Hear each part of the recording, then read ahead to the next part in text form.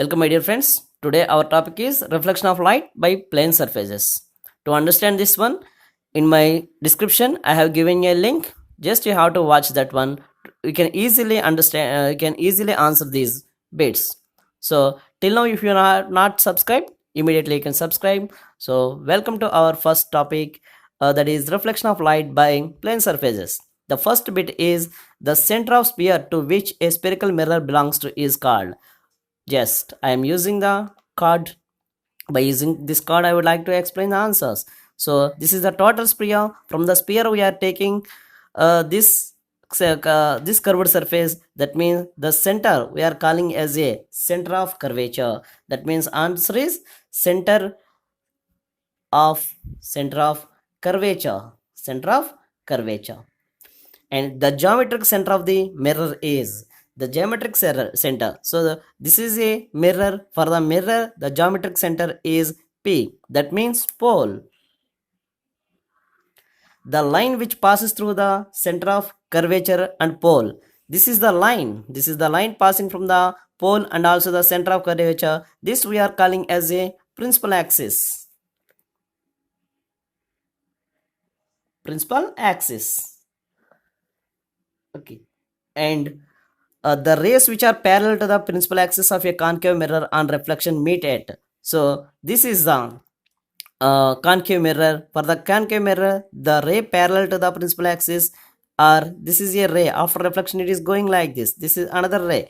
This is another ray. It is also going and also it is traveling along this direction. Those two rays are meeting at the point where F. F we are calling as a focal point.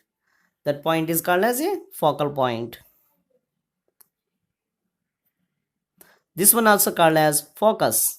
Focal point or focus.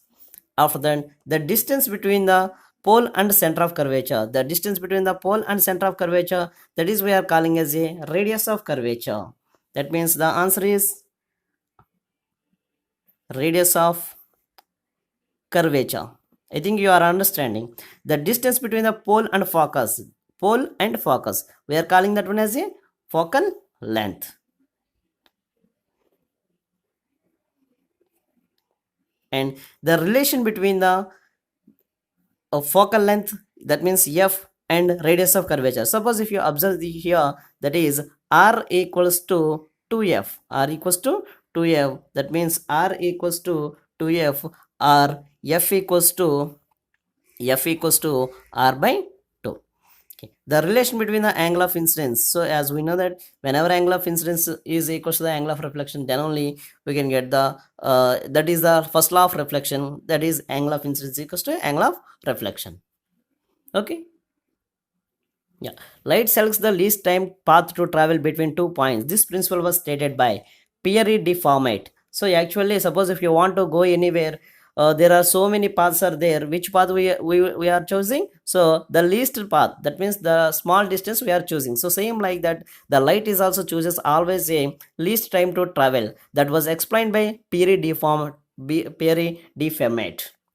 The equation of mirror formula is, that is 1 by F equals to 1 by U plus 1 by V. That means F equals to focal length.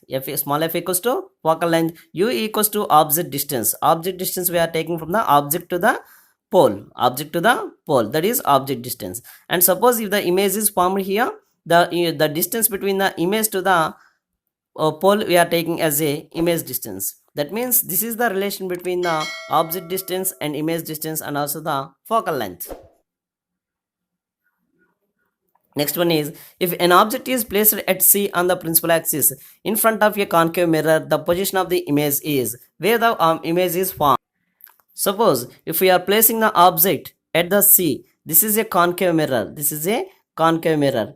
This is the object we have placed. So from the object, it is the center C. That means the rays coming from there is going like this, and so the ray coming from another one, that means that is going like this, and both are intersecting at this point. That means at the point C only we can observe the image. That means at C, and we get dimensioned image.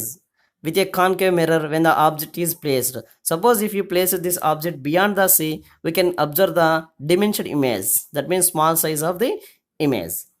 And we get a virtual image in a concave mirror when the object is placed. When we get a virtual image in a concave mirror. Suppose if we place the object in between the pole and pole, that means P and F. Suppose if you keep this one where we can observe the image is outside, that means we are have to extend at the rays. That's way the image we can observe at between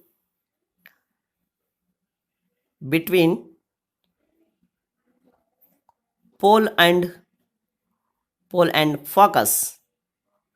And the magnification M formula is height of the image by height of the object, or minus V, that means image distance by object distance. A ray which seems to be traveling through the focus of a convex mirror passes. After reflection, it travels parallel to the principal axis. Suppose if a ray which is traveling through the focus, suppose if that is parallel to the focus, passing to the focus. So after reflection, parallel to the axis. That is the important thing we should be remember. For the competitive purpose, I would like to explain few more bits. These are also very important.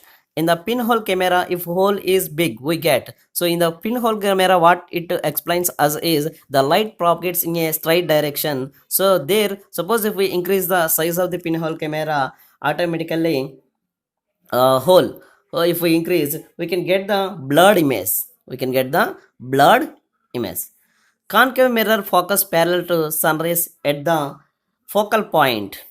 They are meeting at the, suppose if the rays are coming from infinite distances, so definitely they should be meet at the focal point. For example, if you see here, it is beyond the sea, means if they suppose if the rays are coming from infinite distance, this ray is coming and another ray is also coming, they where they are meeting, so at the focal point they are meeting, and the image that can be formed on the screen is called as real image. Suppose if you focus any image on the screen, that is called as real image. Suppose if you are unable to focus those one, we are calling that one as a virtual image. In a concave mirror, based on the place you have placed, we can obtain the virtual images. The virtual images only, suppose if you are extending them, then we can get the virtual image. So in the shaving mirrors are, in the shaving shop, the mirrors what they are using is concave mirrors. Dish antenna mirrors is also a concave mirrors. Dish antenna, they are using also a concave shape. The shape is concave shape. In shop security system, whatever the mirrors they are using is convex mirrors. And this is called as converging mirror. That means converging means all the rays are focused at a point. So to focus the parallel beam of light rays at a particular point, which type of mirror you need to use is concave mirror. Concave mirror. Suppose if you want to diverge means it travels in all the directions. To do like that, what is the mirror you have to use is convex mirror.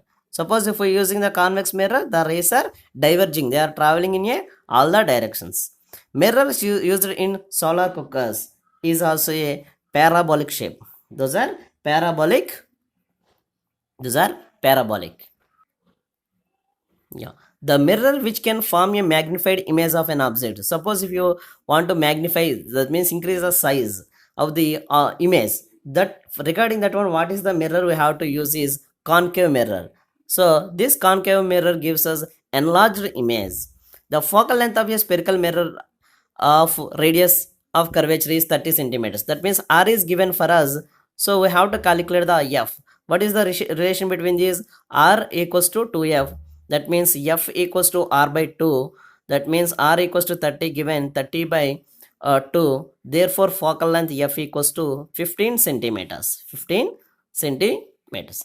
The image of an object formed a plane mirror. So in the plane mirror, the images is virtual images. Why? Because whatever the image we are observing in our plane mirror, that means whatever the mirror we are using at our home, okay, we can't virtual, okay, we can't obtain them That means we are unable to focus them on a screen. That's why that is called as a virtual. The mirror used by a scientist, that means sorry, ENT specialist, is a concave mirror. That mirror is also a concave mirror. Why? Because concave mirror is enlarging, that means magnifying. Okay, the scientist who burned the ships using the mirror during the war, there is a scientist used the mirror to burn the ships. The scientist is Archimedes. So these are also very important points. If you like this video, please share, subscribe before, and also for more notifications, please click the bell icon. Thank you.